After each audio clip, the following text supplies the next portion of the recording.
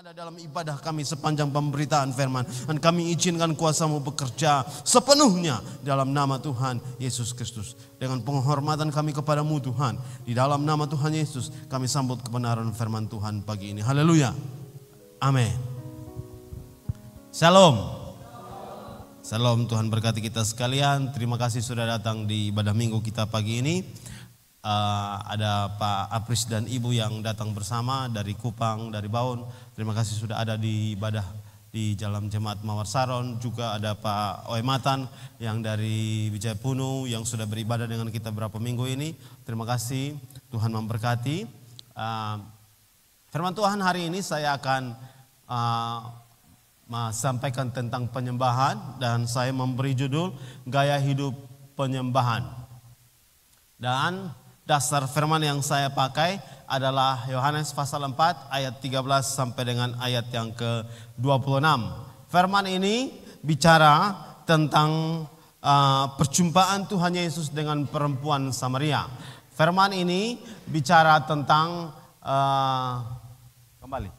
Firman ini bicara tentang Yesus sengaja datang potong jalan menuju Samaria, dan sengaja memilih perempuan Samaria itu untuk Yesus bisa bertemu. Firman ini bicara tentang bagaimana seorang perempuan yang mengalami perjumpaan dengan Tuhan Yesus, dan ketika Yesus berjumpa dengan dia mengakui kesalahan-kesalahannya di hadapan Yesus, dan kemudian dia mengalami perjumpaan dan terjadi perubahan dalam kehidupannya. Gaya hidup seorang penyembah yang Yesus ajarkan ketika berjumpa dengan perempuan ini dalam Yohanes pasal 4, dan saya mendasari khusus ayat 13 sampai ayat yang ke-26 ini mengajarkan kita bagaimana hidup seorang penyembah. Saya akan mulai dengan slide berikut dan menyampaikan tentang penyembahan. Kata penyembahan pertama kali kita ketemu dalam kitab Kejadian pasal 22 ayat yang ke-5. Kata penyembahan ini mulai dikenal dalam terjemahan bahasa Indonesia menyebutnya sembayang. Bapak Ibu boleh lihat terjemahan bahasa Indonesia itu menyebutnya sembayang. Dalam terjemahan bahasa Inggris disebut dengan worship, dan dalam terjemahan bahasa Ibrani ditulis dengan sakah, yang artinya berlutut dan sujud menyembah. Kata penyembahan pertama kali kita kenal dan ketemu dalam Alkitab sesuai kata kitab Kejadian pasal 2 ayat yang ke-5 ini adalah kata yang berhubungan dengan persembahan Ishak kepada Allah melalui oleh Abraham sesuai dengan permintaan dari Allah.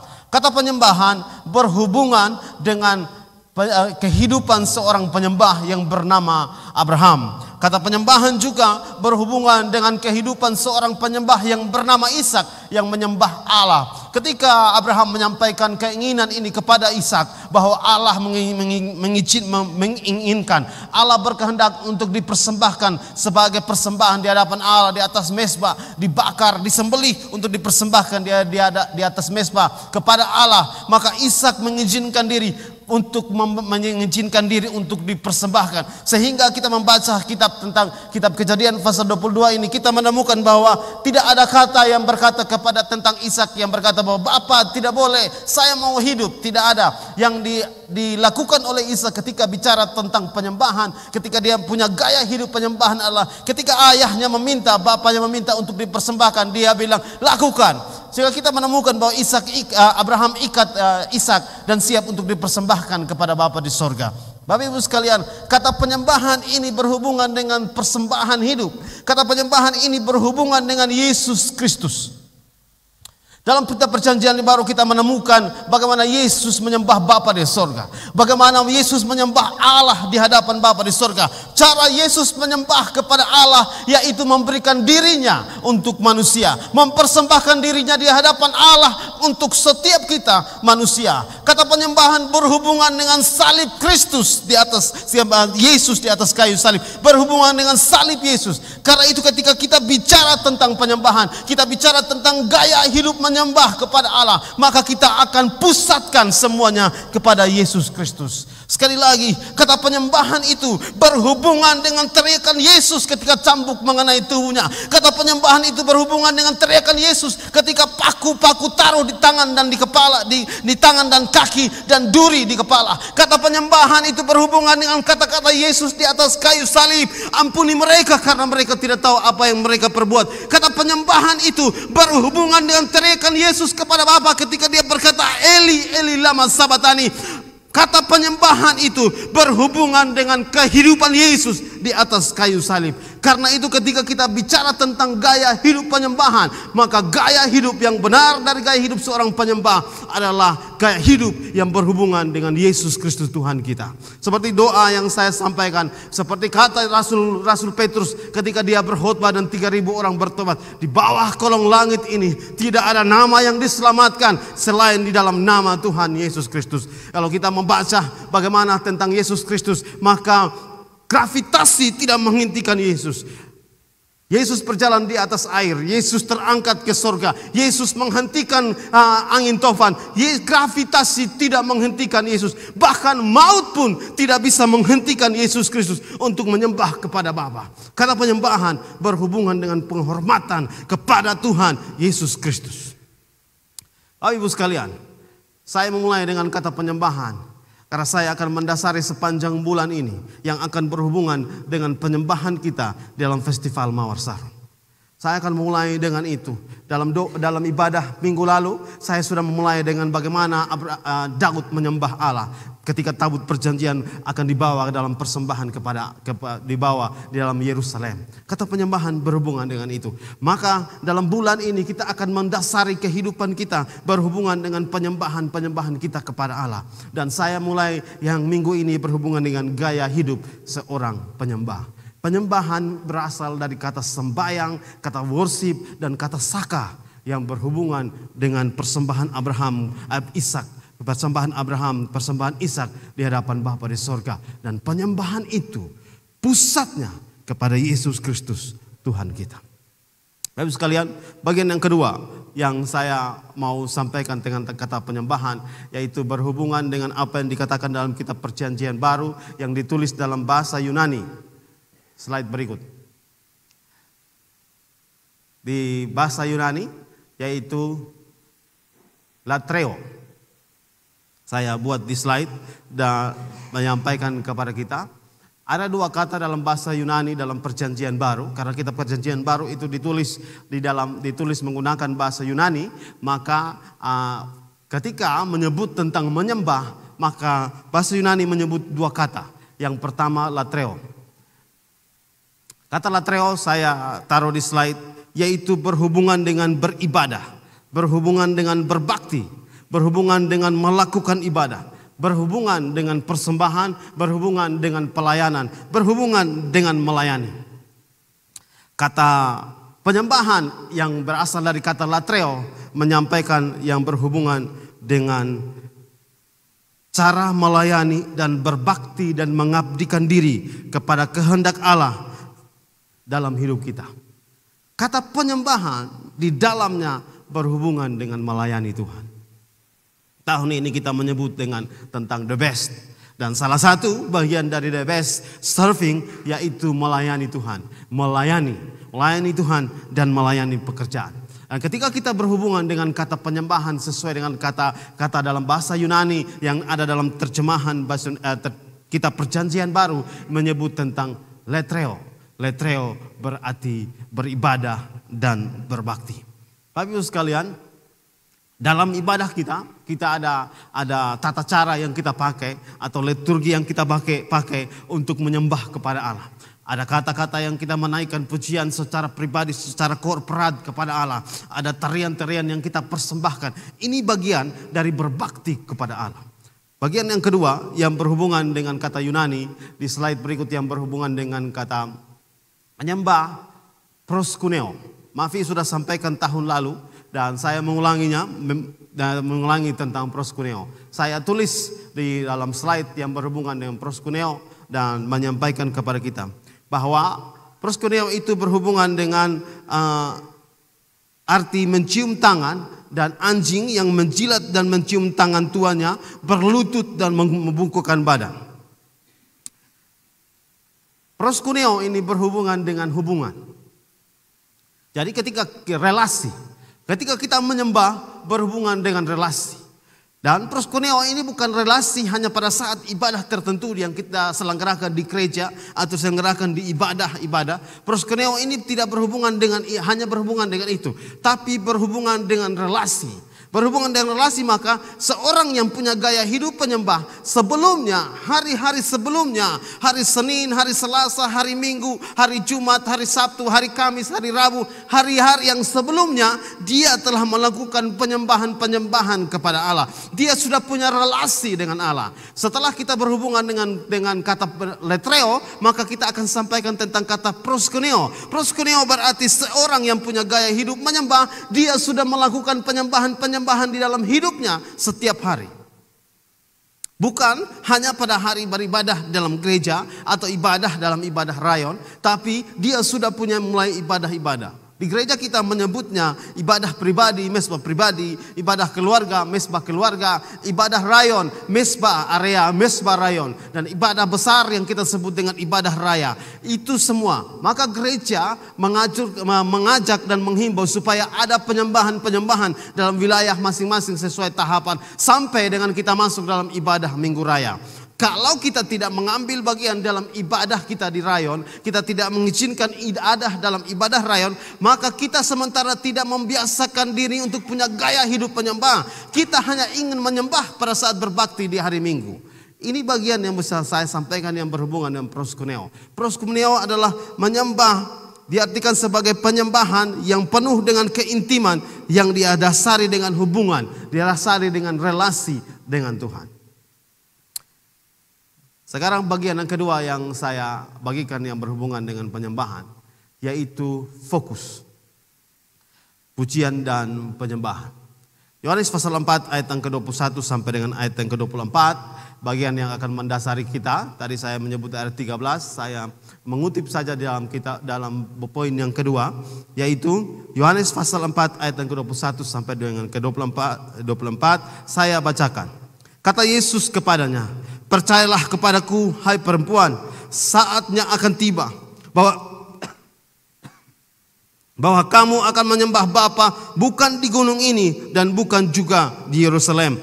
Kamu menyembah apa yang tidak kamu kenal, kami menyembah apa yang kami kenal, sebab keselamatan datang dari bangsa Yahudi. Tetapi saatnya akan datang, sudah tiba sekarang, bahwa penyembah-penyembah yang benar menyembah Bapa dalam roh dan kebenaran, sebab Bapa menghendaki penyembah-penyembah demikian. Allah itu roh, dan barang siapa menyembah Dia harus menyembahnya dalam roh dan kebenaran."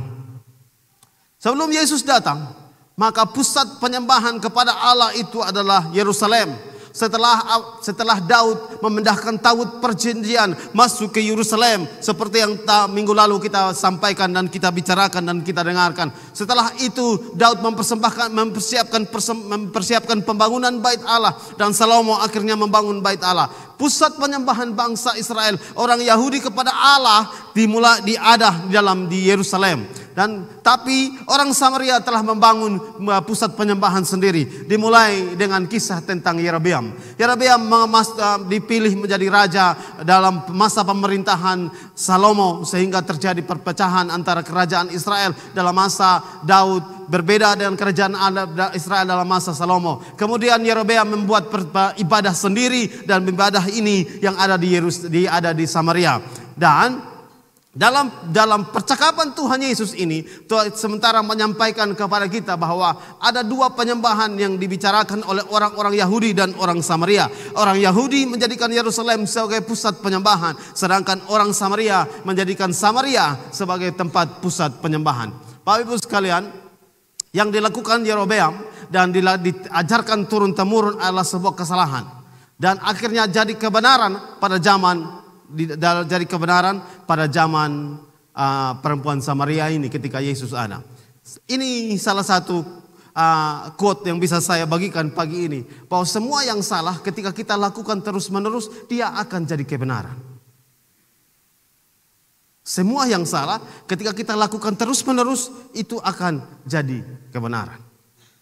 Karena itu di gereja kita hari ini saya menyampaikan bahwa semua pelayan Tuhan itu harus ada dalam doa sepakat dan harus ada di dalam doa bersama, dalam doa persiapan. Sekolah minggu hari ini sudah mulai masuk dalam ibadah doa persiapan. Mereka ada dalam doa sepakat kemarin. Semua orang harus ada di dalam hal yang sama. Jangan sampai kita akhirnya melakukan membuat kesalahan yang akhirnya jadi kebenaran. Ini yang mau saya bagikan Bapak Ibu sekalian. Sekali lagi saya sampaikan bahwa penyembahan di Samaria itu terjadi karena kesalahan dari penyembahan berhala, kesalahan yang diberikan oleh Yerobeam. Akhirnya sampai zaman pada Tuhan Yesus ada Samaria juga dijadikan sebagai pusat penyembahan oleh orang Samaria karena kesalahan ini. Sebuah kesalahan yang dilakukan terus-menerus akan jadi kebenaran. Bapak Ibu sekalian, Yesus selalu menyampaikan tentang penyembahan. Tidak. Memang dulu penyembahan ada di Yerusalem. Bahkan engkau mengatakan bahwa penyembahan juga ada di Samaria. Tetapi akan tiba saatnya akan datang penyembah-penyembah yang benar. Yang akan menyembah Bapa dalam roh dan kebenaran. Kita fokus kepada penyembah dan kemudian kita bicara tentang penyembah yang benar. Kemudian kita berkata penyembahan-penyembahan. Bapak Ibu sekalian, penyembahan penting. Penyembahan hidup kita penting, tapi bukan penyembahan yang paling penting di hadapan Allah. Penyembahnya yang paling penting. Yesus mulai dengan kata bahwa penyembah-penyembah yang benar. Menyembah kepada Bapa dengan tata cara, dengan semangat, dengan segala yang kita lakukan seperti biasa, itu penting. Tapi bagi Allah, penyembahnya yang penting. Orang yang menyembah Tuhan itu yang penting. Gaya hidup seorang penyembah itu yang penting. Bapak Ibu sekalian, lalu Yesus sampaikan bicara tentang menyembah dalam roh dan kebenaran. Yesus berubah menggeser fokus pujian penyembahan dalam zaman itu yaitu Yerusalem dan zaman itu yaitu Samaria. Yesus mengubahnya bahwa bukan tempat, bukan juga situasi, tetapi Bapa sangat menginginkan penyembah-penyembah yang benar. Bagian yang berikut yang bisa saya bagikan, saya menulisnya bahwa pujian penyembahan bukan hanya bermakna tentang ibadah. Dia luas, bicara tentang gaya hidup, bicara tentang bagaimana seseorang menyembah kepada Tuhan. Pujian dan penyembahan bicara tentang takut akan Tuhan, mengasihi Tuhan, mengagumi Tuhan, meletakkan Tuhan sebagai Raja dan Pemimpin satu-satunya, mengakui bahwa Yesus adalah Tuhan alam semesta. Dan kedaulatannya yang luar biasa itu menguasai kita.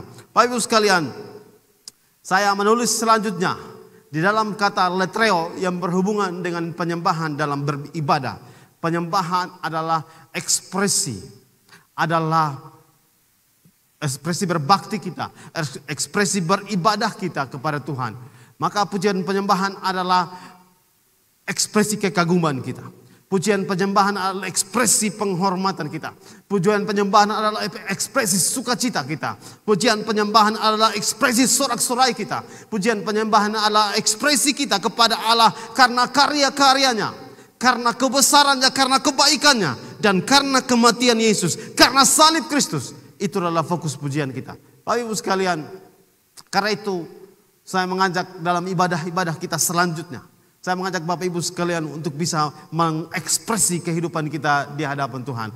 Sebelum saya berjumpa dengan Tuhan, walaupun saya anak GBI dan juga seorang anak dari gembala jemaat, saya juga tidak terlalu senang untuk menari atau berlompat atau menyembah Tuhan mengangkat tangan. Saya anggap itu sebuah tindakan memalukan. Tapi setelah saya mengalami perjumpaan dengan Tuhan, Bapak Ibu sekalian, saya akhirnya mulai melepaskan yang begitu-begitu. Saya datang dengan penghormatan kepada Allah, datang dengan mengakui, maka saya pasti mengangkat tangan. Kalau ada yang pemimpin pujian suruh angkat tangan, saya angkat tangan. Kalau tidak pun saya pasti menyembah Allah. Karena seperti apa yang disampaikan oleh kitab Mazmur tentang cara menyembah kepada Allah dalam berbakti bersama orang percaya. Mengangkat tangan dengan tari-tarian, dengan sorak-sorai, dengan lompat, dengan menaikkan pujian, dengan teriakan, dengan seruan kepada Allah. Bapak Ibu sekalian, ketika kita datang beribadah dalam gereja kita sementara melakukan firman Tuhan. Dan yang kita lakukan dalam melakukan firman Tuhan, seperti kata yang disampaikan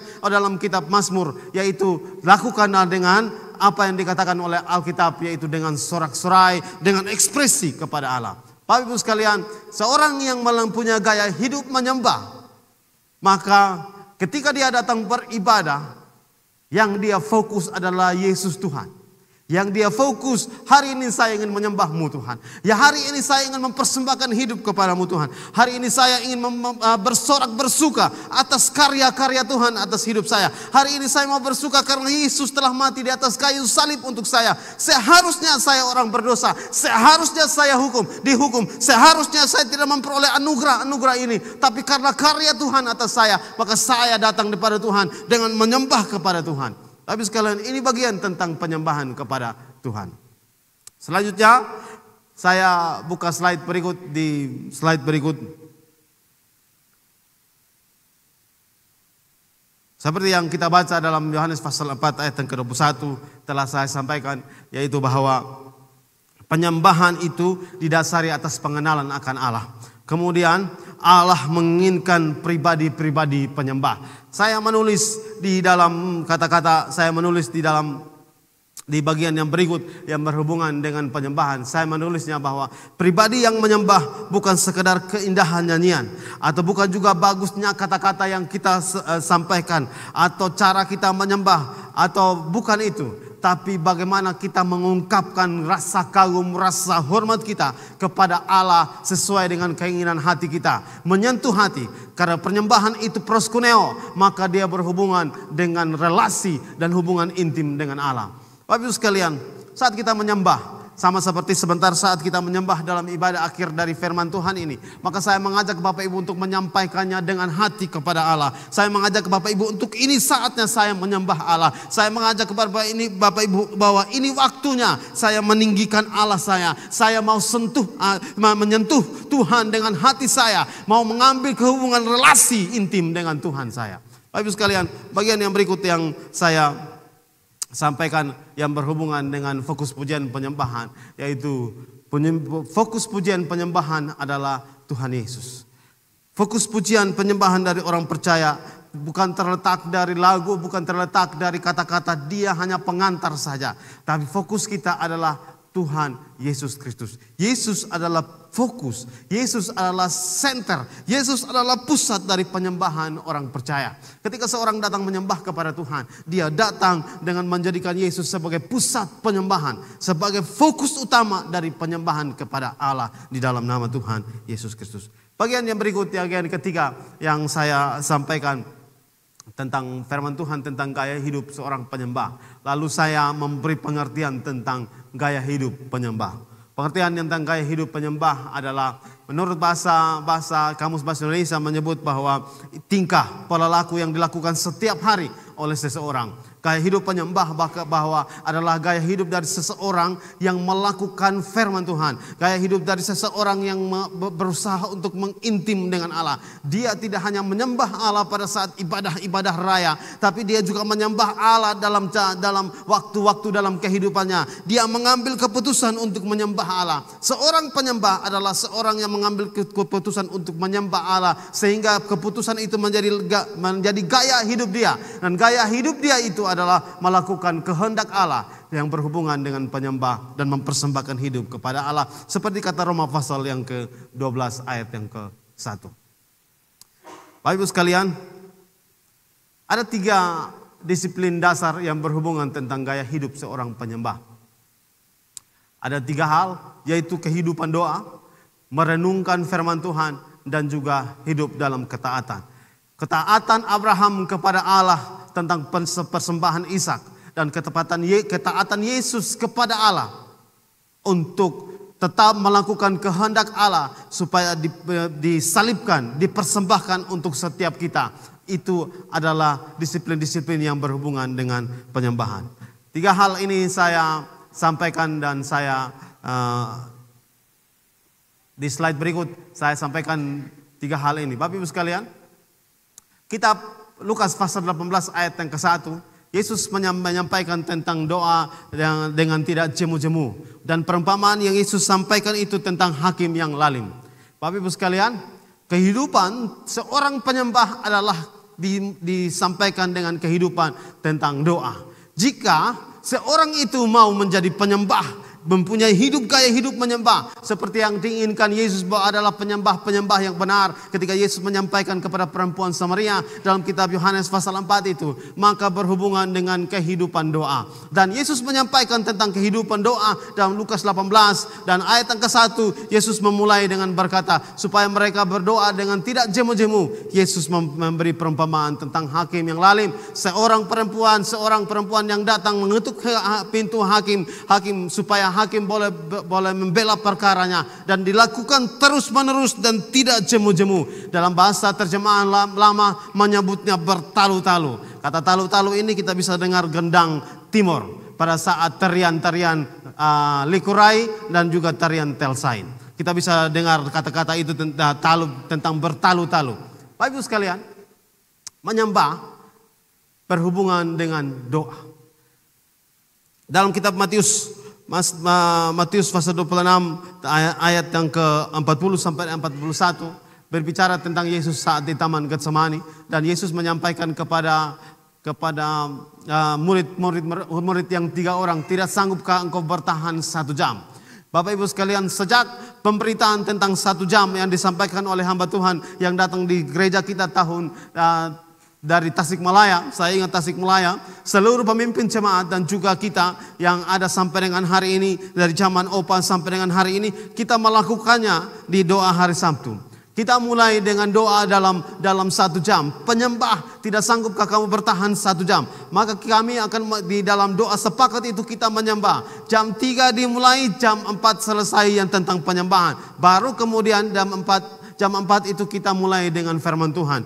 Bapak Ibu sekalian, Tuhan Yesus berkata bahwa kita harus berdoa kepada murid-murid dan berkata bahwa doanya tidak sanggupkah engkau bertahan 1 jam saja. Dan di gereja kita melakukan itu. Kalau di rumah kita tidak sanggup 1 jam untuk menyembah kepada Allah, kita mungkin hanya menyembah 1-2 lagu, lalu kita menyembah, oh haleluya, haleluya, terima kasih, engkau tahu hatiku Tuhan, beta sucape, nanti berbeta menyembah lagi. Kalau di rumah kita melakukan itu, sekarang ada kesempatan dalam doa sepakat di gereja. Disediakan di gereja untuk doa menyembah kepada Tuhan 1 jam. 1 jam kita menyembah, menaikkan penyembahan kepada Allah. Bapak Ibu sekalian, kalau di rumah sonde bisa, maka hari Sabtu jam 3 datang. Memang jam 3 ini masalah, karena itu jam penuh dengan kantukan. Tapi kalau kita tidak mulai, maka pasti kita mengantuk. Saya ingat di mimbar ini, Opa karena tidak pernah melihat saya dan Pak Martin, Opa bilang Pak Ever dan Pak Martin tidak ada di doa sepakat. Opa pernah omong itu. Setelah itu kami berdua ambil keputusan furfar, kami pasti datang di doa sepakat. Di atas mimbar ini Opa menyampaikan itu dan akhirnya kami datang di doa sepakat. Bapak Ibu sekalian, karena memang mungkin menyembah sendiri itu 15 menit paling lama. Ada menyembah yang sangat lama di dalam gereja, di dalam doa sepakat. Supaya kita bisa melakukan firman Tuhan, seperti apa yang Yesus katakan dalam Matius 26 ayat 40 sampai 41, maka datanglah doa sepakat. Bapak Ibu sementara melakukan firman Tuhan. Gereja kita mengizinkan melakukan firman Tuhan, dan caranya ada di dalam doa sepakat di gereja. Haleluya. Mudah-mudahan minggu ini doa sepakat kita tambah banyak. Tuhan berkati kita sekalian. Nah, sekarang lanjut Bapak Ibu sekalian yang berhubungan Rasul Paulus kembali. Rasul Paulus menyampaikan dalam 1 Tesalonika pasal 5 ayat yang ke-17, yaitu tetaplah berdoa. Bapak Ibu sekalian, saya menulis di dalam slide dan menyampaikan kepada kita, bagaimana mungkin seseorang dikatakan seorang penyembah tanpa menghidupi doa. Bagaimana boleh dikata dia seorang penyembah kalau dia tidak berdoa? Seorang penyembah sudah pasti dia berdoa.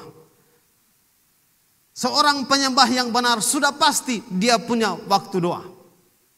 Karena itu dalam rangka kita masuk dalam festival Mawar Saron, maka para pelayan yang akan melayani dalam festival Mawar Saron, doanya sudah tidak bisa doa 15 menit. Sudah saatnya ambil dalam keputusan 1 jam, 1 jam setengah. Sudah saatnya doa yang dinaikkan penuh dengan semangat dalam nama Tuhan Yesus. Kalau Bapak Ibu sekalian merasa bahwa waktu doanya kurang pas dan doa sendiri tidak bisa selain hari Sabtu, Bapak Ibu bisa datang doa bersama dengan tim PPA yang berdoa tiap jam 2 di gereja. Di sini ya, jam 2. Ada PPA banyak dan dong berdoa jam 2 sampai jam 3. Bapak Ibu sekalian, kalau Bapak Ibu mau waktu itu, ambil waktu untuk berdoa di situ.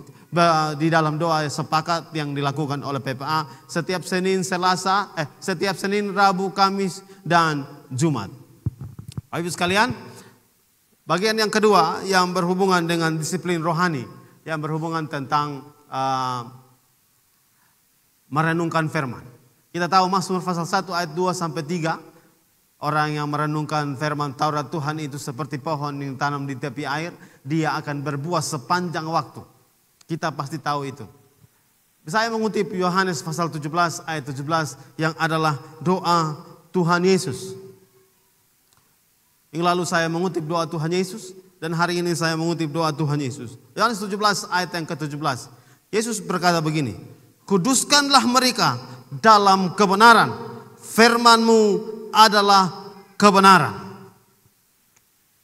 Pada saat Yesus berdoa tentang kekudusan, pada saat Yesus berdoa tentang murid-murid Yesus, pada saat Yesus berdoa untuk kita umat yang percaya kepada Yesus, murid yang percaya kepada Yesus saat ini, Yesus berkata begini, "Kuduskanlah mereka, kuduskanlah Mawar Saron, kuduskanlah keluarga di rayon A, di rayon B, rayon C, rayon Buat, Nunumeu. Kuduskanlah keluarga-keluarga, kuduskanlah pribadi-pribadi yang terikat dalam jemaat Mawar Saron yang hadir dalam ibadah pagi ini. Kuduskanlah dengan firman-Mu, karena firman-Mu adalah kebenaran." Maka saya akan kaitkan yang berhubungan dengan pembacaan Alkitab kita tahun ini, yang berhubungan dengan kitab Perjanjian Lama, dan hari ini masuk dalam Yesaya pasal yang ke-33. Minggu depan kita akan selesai Yesaya pasal yang ke-66 dan hari ini Yesaya pasal yang ke-33. Bapak Ibu sekalian, saya menyampaikan bagian ini supaya keluarga kita, supaya kekudusan dari Allah meliputi kita, supaya penghormatan terhadap kekudusan Allah di dalam kehidupan kita terjadi di rumah dan keluarga kita. Maka ada firman di dalam hidup kita, maka ada firman kebenaran di dalam hidup kita. Maka gereja kita mengizinkan kita membaca Alkitab, gereja kita menghimbau untuk kita membaca Alkitab supaya kekudusan Allah ada. Dan Yesus berdoa untuk itu. Yesus menyampaikan bahwa biarlah umat Tuhan kudus dan kudus oleh kebenaran firman Tuhan. Bagaimana apa itu kebenaran firman Tuhan? Alkitab yang kita pegang, baik cetakan lain maupun cetakan lain yang ada di dalam HP kita. Bapak Ibu sekalian, baca Alkitab. Ada tahun depan, ketika kita masuk di tahun depan, setelah kita selesaikan pembacaan kitab Perjanjian Lama ini, ketika kita selesai dalam 2 tahun ini selesai membaca kitab Perjanjian, kitab Alkitab. Kemudian tahun depan kita akan sharing firman Tuhan. Tahun depan itu pasti dalam pertemuan, dalam percakapan kita akan sharing ayat firman Tuhan. Dan kita akan menemukan bahwa nanti satu orang itu akan sharing 1 ayat saja sepanjang 1 tahun itu. Karena tidak baca Alkitab. Sebelum kita memulainya, maka kita mulai dasar dari tahun ini. Tahun lalu kita baca Perjanjian Baru, tahun ini kita baca Perjanjian Lama. Tahun depan kita akan sharing pertemuan. Dan ini akan gaya hidup jemaat Mawar Saron. Ini akan menjadi gaya hidup kita, yaitu memperkatakan firman Tuhan dalam pertemuan-pertemuan. Dalam ibadah minggu-minggu tahun-tahun yang akan datang itu, pada saat tim pujian memulai, maka Bapak Ibu akan diizinkan untuk menyampaikan 1 ayat kepada jemaat di samping kiri dan samping kanan. Pilih orang untuk menyampaikan 1 ayat. Karena kekudusan kita, kehidupan kita dimulai dia ada dalam kebenaran firman Allah. Dan kalau firman Allah itu tumbuh kenal dalam hidup kita, maka kita punya pengenalan dan punya gaya hidup menyembah. Kalau kita sudah punya gaya hidup menyembah, maka saya percaya pujian penyembahan, gaya hidup kita akan membuat Allah bertakhta di atas pujian dan atas hidup kita. Ketika Allah bertakhta di atas pujian kita, ketika Allah bertakhta di atas persembahan-persembahan dan gaya hidup penyembahan kita, saya percaya berkat-berkat blessing besar yang Allah sediakan seperti yang terjadi dalam kitab Perjanjian Lama, bahkan sampai kitab Perjanjian Baru, kuasanya yang tidak terbatas itu akan berlimpah dalam kehidupan kita. Tahun-tahun ini saya sementara menggali dalam kehidupan kita untuk masa di mana terjadi kegerakan besar dalam jemaat Mawar Saron, tapi dimulai dari kita.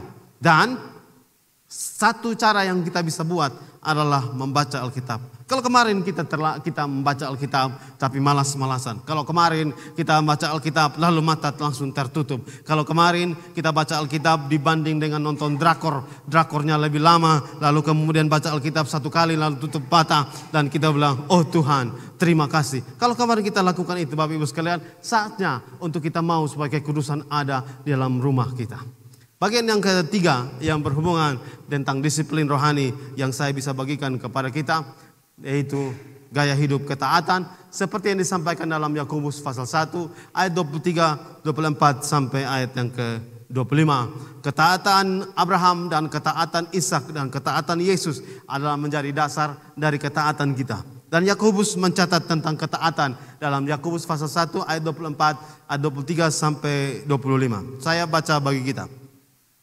Sebab jika seorang hanya mendengar firman saja dan tidak melakukannya, ia adalah seumpama seorang yang mengamat-amati mukanya yang sebenarnya di depan cermin. Baru saja ia memandang dirinya, ia sudah pergi atau dia segera lupa bagaimana rupanya. Tetapi barang siapa meneliti hukum Tuhan, yaitu hukum yang memerdekakan orang, dia akan bertekun di dalamnya. Jadi bukan hanya mendengar untuk melupakan, tetapi sungguh-sungguh melakukannya, ia akan berbahagia oleh perbuatannya. Menyembah berhubungan dengan Yesus Kristus. Gaya hidup menyembah berhubungan dengan 3 disiplin rohani. Berdoa, kemudian merenungkan firman, dan melakukan firman. Ini gaya hidup seorang penyembah. Ketika kita mau menyembah, ketika kita mengatakan kita penyembah dan mau menyembah seperti doa Tuhan Yesus dan pernyataan Tuhan Yesus tentang penyembah yang benar, maka kita melakukan ini. Kalau kita melakukan ini, maka saya mempercayai berkat-berkat besar terjadi dalam kehidupan kita. Bapak Ibu sekalian, bagian terakhir dari pemberitaan firman Tuhan yang berhubungan dengan gaya hidup penyembah, saya menyebutnya menyembah dalam roh dan kebenaran. Menyembah dalam roh dan kebenaran berhubungan dengan menunjukkan sikap hati yang diwujudkan dalam tindakan, perilaku sepanjang hidup kita. Tidak hanya pada saat-saat tertentu, tidak hanya pada saat ada dalam ibadah, dalam pertemuan besar, tapi dalam setiap kehidupan kita melakukan menyembah dalam roh dan kebenaran. Menyembah dalam roh dan kebenaran menunjukkan bahwa seorang murid Kristus adalah seorang yang rela dipimpin oleh Roh Kudus. Seorang yang menyembah dengan pribadinya harus bertingkah laku sesuai dengan firman Tuhan. Dalam roh dan kebenaran yang berhubungan dengan seorang yang melakukan kebenaran firman Tuhan. Bapak Ibu sekalian, yang berhubungan dengan gaya hidup penyembah adalah gaya hidup yang melakukan kehendak Tuhan. Ada banyak sekali gaya kehendak Tuhan yang bisa kita lakukan seperti apa yang tertulis dalam Alkitab. Tapi hari ini saya mendasarinya dengan 3 hal, yaitu berhubungan tentang doa, berhubungan tentang merenungkan firman, berhubungan tentang dan melakukan kehendak Tuhan. Kalau ini bisa terjadi, maka seperti arti kata penyembahan yang berhubungan dengan saka, yang arti kata penyembahan yang berkata letreo, arti penyembahan yang berkata proskuneo, arti penyembahan yang disampaikan oleh Yesus dalam saat percakapan dengan perempuan Samaria, maka kehidupan kita menjadi seorang penyembah yang benar, mempunyai gaya hidup yang benar di hadapan Allah. Seperti kata Tuhan Yesus, penyembah yang benar. Allah menghendaki para penyembahnya menyembahnya dengan cara yang benar, dengan menyembahnya dengan pengenalan akan Tuhan. Segala kuasa telah diberikan kepada Yesus. Yesus adalah pusat dari penyembahan kita semua. Yesus seperti saya bilang tidak bisa ditahan oleh gravitasi ketika dia berjalan di atas air. Tidak bisa ditahan, alam tidak bisa menahan ketika Yesus berkata berhenti. Alam tidak bisa menahannya. Bahkan maut dalam kubur pun tidak bisa menahan Yesus. Karena segala kuasa telah diberikan kepada Yesus. Yang berhubungan dengan penyembahan, yaitu berhubungan dengan Yesus. Kemuliaan Yesus, kebesaran Yesus mengatasi segala-galanya. Dia mengatasi langit, dia mengatasi bumi, dia mengatasi masalah. Hari ini kita punya masalah di kehidupan kita. Hari ini kita punya masalah yang mungkin susah sekali kita atasi. Dan kita hanya membutuhkan Tuhan supaya bisa mengatasi masalah kita. Kemuliaan Yesus, kebesaran Yesus mengatasi masalah-masalah kita. Kalau sakit seperti apa yang dikatakan oleh kitab Petrus bahwa oleh bilur-bilur Yesus kita menjadi sembuh. Seperti Yesus pernah menyembuhkan orang-orang sakit, orang buta, orang lumpuh, bahkan membangkitkan orang mati. Maka kuasa Yesus kemarin, ini hari dan seterusnya tidak pernah berubah. Tetap berkuasa di tengah-tengah kita. Saat kita menyembah, mari kita mengakui kebesaran Yesus mengatasi segala-galanya. Amin. Untuk kebenaran firman Tuhan.